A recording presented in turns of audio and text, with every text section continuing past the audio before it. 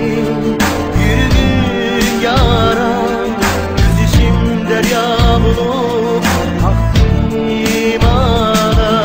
Ne sebep bu canım etmem ana. Yolurum düzülürüm tepenin yana. Yol bozuk dey, benzege gidey.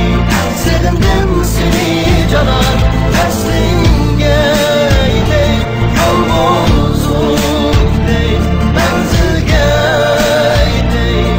Sevindim seni canan, terslinge gidey.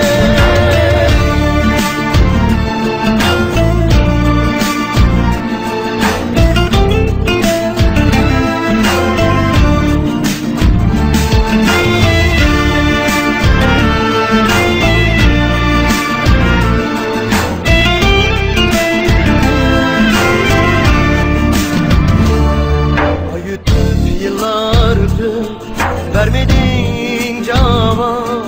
Günlerim öter beni yoluma karab. Suyumu kılma harap, kılmadın harap. Ömürüp gideyim seni sanırım azap. Ayıtıp yıllar ötüp vermedin cevap. Günlerim öter beni yoluna karab.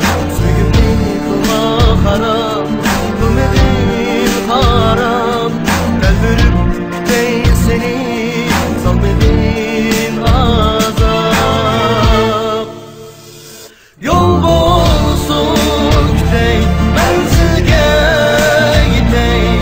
Sevindim seni canan, veslinge gidey. Yol bozuk dey, benzege gidey. Sevindim seni canan, veslinge gidey.